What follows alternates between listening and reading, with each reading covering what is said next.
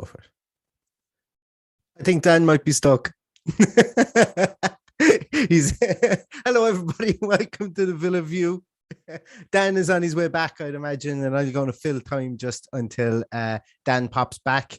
Like we are here to talk about Brighton, the Brighton preview show, and it's one that I'm going to be honest. There's going to be a bit of soul searching, I think, within a lot of places, I think, for this game at the weekend. We've just had the press conference from Steven Gerrard. He's mentioned a couple of things that he knows that there's areas need to be changed.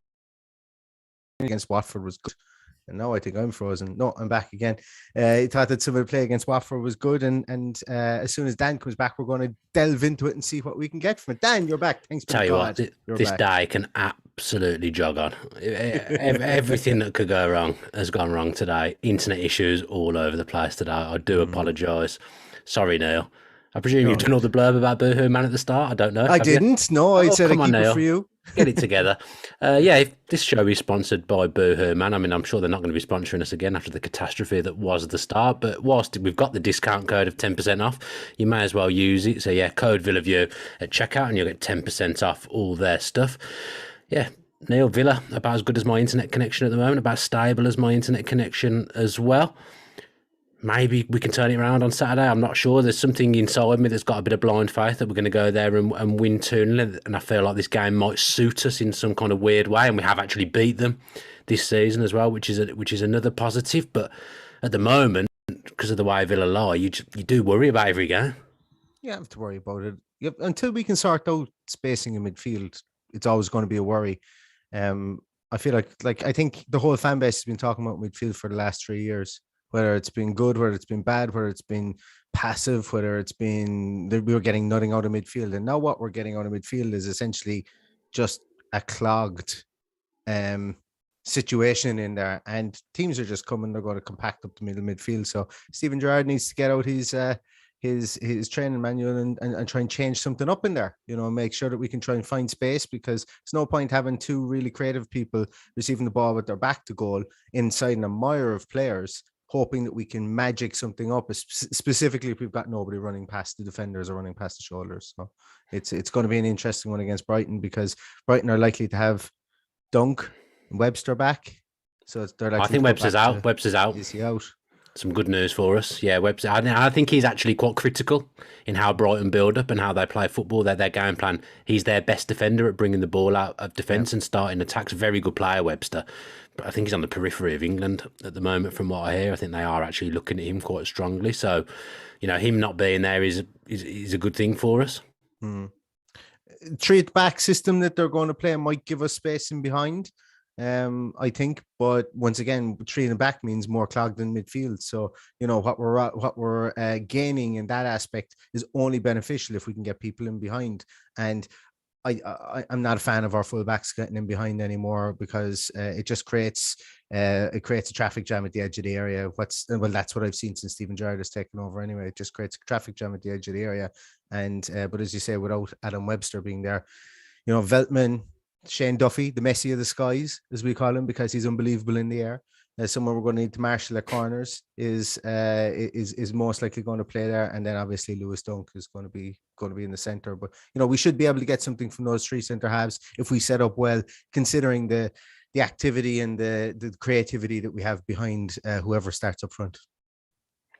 A little bit concerned because of the way we've set up recently. I mean, it may well change on Saturday. There may be a few subtle tweaks because it hasn't been working in recent weeks, and you think Gerrard might want to tweak a few things. But Tariq Lamptey, for example, is a sensational right back, and Cucurella is actually having a really good season at left back for them as well. So you could find that Ramsey and McGinn are pinned back even further than they have been against mediocre opposition in the last few weeks, and that concerns me, because we need to get them in the game. But I'm worried that because of the way Brighton play, they may end up doing even more defending than they've been doing in recent weeks. That's true. And while you mentioned there are 2 fullbacks as well, like Lamptey, for me, has he hit the heights that he had last year?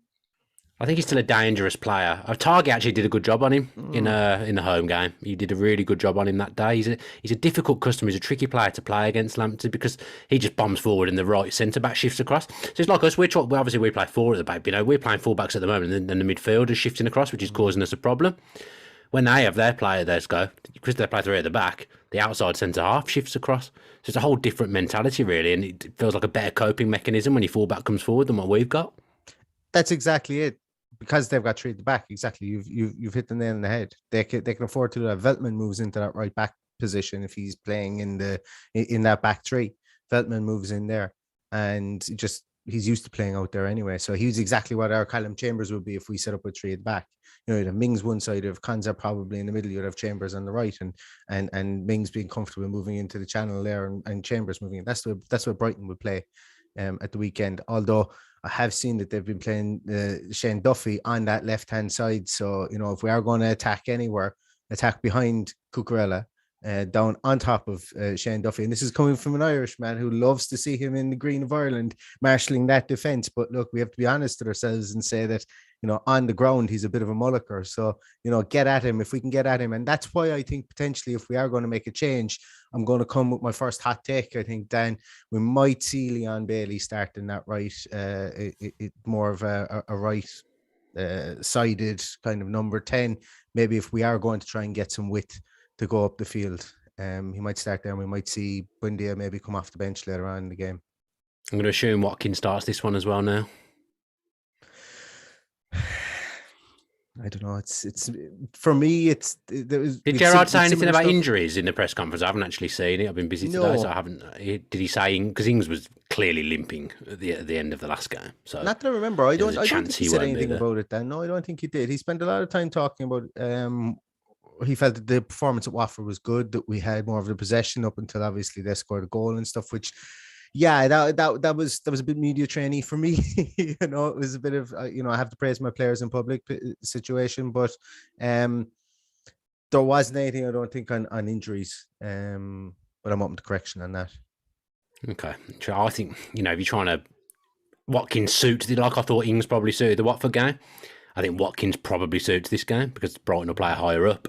I think they're a bit more adventurous. I do think there'll be a bit more space out there. So, you know, through balls for Watkins, if you're right, and Bailey plays as well, you know, that little bit of pace against Duffy on the outside could be critical for Villa. But we've got to change something because it's simply not working. We thought last week we'd see changes. We didn't. He has probably got to change something this time round. So we may see 2 or 3 changes this time, I think, but God knows who. Entered himself into a corner by saying it the last day after Newcastle. I mean, Conser will be one, won't it? That'll be one. Conser for Chambers. Waltz is back in. Absolutely, Waltz is back in. I think.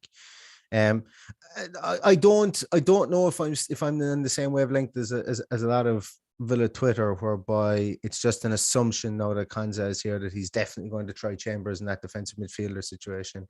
It's not for me, I'm not there because 2 reasons. I could see it if he did it, but I'm not holding out hope for it because there's a lot of disappointment. There will be a lot of disappointment, I think, on Saturday, regardless of whatever team goes out, because people are expecting wholesale changes more so than I think the management staff are willing to make. So while it could be Watkins up top, it very well could be. I'm not sure it really makes a difference who you start up top, unless you actually get the 3 in midfield, the bank of 3 in midfield right, and what they're going to do. Because if we're going to create a car park at the edge of their area, we're in for another day of it again, a day of disappointment. I'm afraid. Yes. I'm not. Look, everyone's got their opinion. I've got mine. There'll be people there that say play Chambers defensive midfield, but for me, I don't see it at all. It's not for me. He isn't a midfielder. I've watched him bring the ball out of defence in the last couple of games. I don't think he's the answer for defensive midfield. I just don't think he'd be comfortable there. People will say he played there for Fulham. He played there for Middlesbrough. They got relegated. So, you know, we're not immune from getting relegated this season. I just don't think that's the answer. I don't think the answer is there within the makeup of the squad. The answer is Nakamba getting back ASAP. In defensive midfield, I know people will say, well, if you keep doing the same things with Louise, the same thing's going to keep happening. But I honestly don't think putting Chambers in will make any difference at all. And then you've got young Tim Oregbenham as well, who got the road for the 23s during the week. I think he got sent off, and Ben Crescene got injured, but I think he's back. I think I read something from Ashley Priest there just before we went live that Ben Crescene is back in training again, so he's not as injured as was thought. And he's somebody who's made the bench, but obviously wouldn't be in that midfield position. But there was a lot of clamour for young Tim to start against Watford. Once again, I just don't think a manager who, like, let's call it what it is, a manager who at this moment in time is facing questions. I don't know whether you go to a 19-year-old young man in midfield when you already have one there that's been really dragging the team in midfield through the last couple of games, or specifically really, I suppose, the Leeds game and Jacob Ramsey. I don't know. Do you put two in there, or do you feel comfortable with it? But I could imagine Tim getting some game time before the end of the season, but not until things stabilize themselves, I think, within the team as it is. And look, I suppose it has to really be called out, Dan, that there's the squad makeup or the squad building. Like, we've got 21 outfield players, including Ben Crescene. Is it Crescene? I've done it twice in two different pronunciations, just in case I was wrong with the first one. Call him Benno for now. Yeah, we call him that. But including him, we've 21 outfield players, or 20 outfield players, I think, in our squad.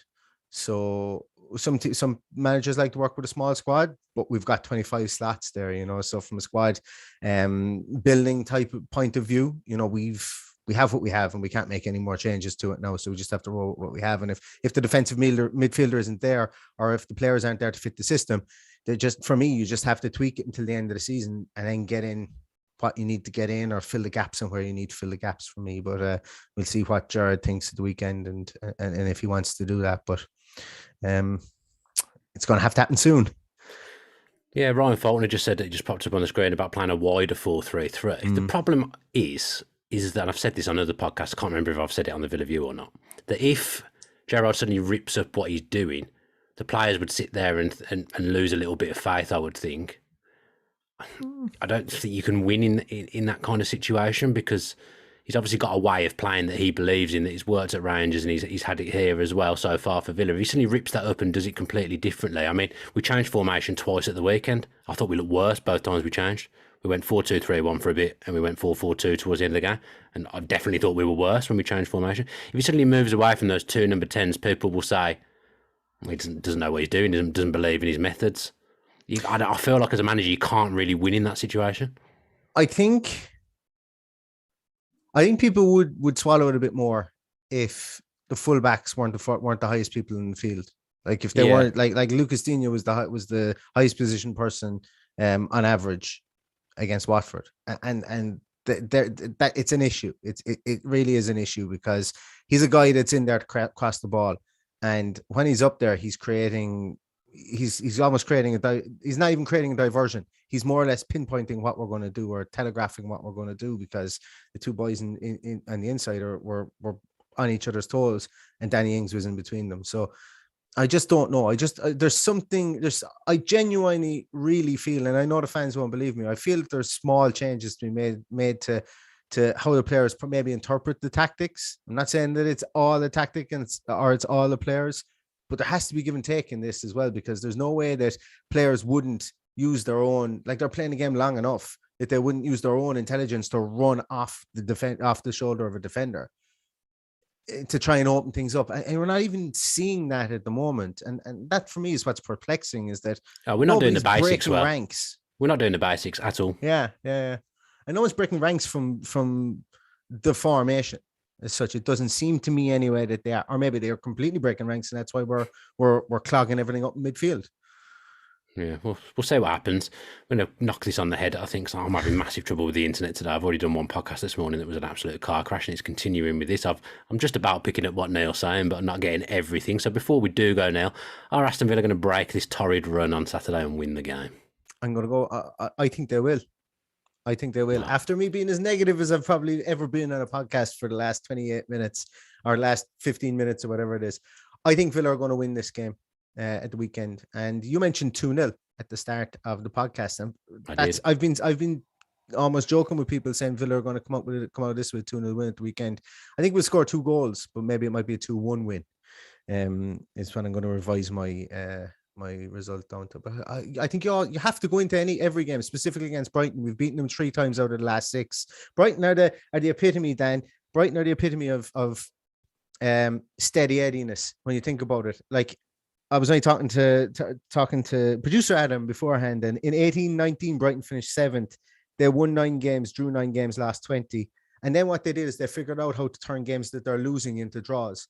And while they didn't rocket up the table, they became a lot more stable within the league. And then in 1920, they won 9, drew 14, last 15. I lost you at the start with the dates because you said 18-19, so I was literally thinking in 18-19, not season 2018, 2019. I thought you were talking about 18-19. I thought, what's he going on about? I'm sure they weren't even formed at that point. Going back to but when Brighton were formed in it. Yeah. No, in the season. How did you know that? And why are they talking about it really weird? I was like, this is what happens when I'm late and everyone gets talking. They talk about really weird things. But yeah. Okay, I understand what you're trying to say. Draws. And Villa at the moment have only drawn 3 games this season. Yeah, we've lost incredible, really. You know, so we turned 5 of those losses into draws, and we have an 8-8-8. 8 wins, 8 draws, 8 losses, I think is what we would have then. You know, everybody's kind of looking up the league. And we've had that problem since we've rejoined the Premier League. We've had that problem of not turning losses into draws. And you know, it's the only way of creating stability, because it's very roller coastery for Aston Villa at the moment. And you know, it's Brighton are probably, like, while nobody's going to be enamored with finishing 17th, 15th, 16th, and while they're 9th in the league at the moment, they've lost 3 of their last 4 games. So yeah, you know, it's drawing games will keep you in this league, and I'm not saying that's what we should be looking for, but it'll keep you stable within this league. And you know, if we just get gritty and start drawing games between now and the end of the season, you know, at least it might stop the rot. But I think Villa will win 2-1 at the weekend against Brighton. Love the blind faith. I'm the same. I think they're going to win as well, based on absolutely nothing. Life is a roller coaster, as you say, and it's fair to say this has been a bit of a roller coaster as well, because I've only heard half of what Neil has said, but I'm sure it was all very, very good. Thanks ever so much for joining us. I'm about to go and give the Router an absolute smashing. Do join us again. We'll have a post-match pint at some point, Sunday, Monday, Tuesday, depending on how it goes. If it's a bad one again, I think we might wait a few days. But thanks ever so much for tuning in. Thanks to Boohoo Man for continuing to sponsor us. And as ever, up the Villa.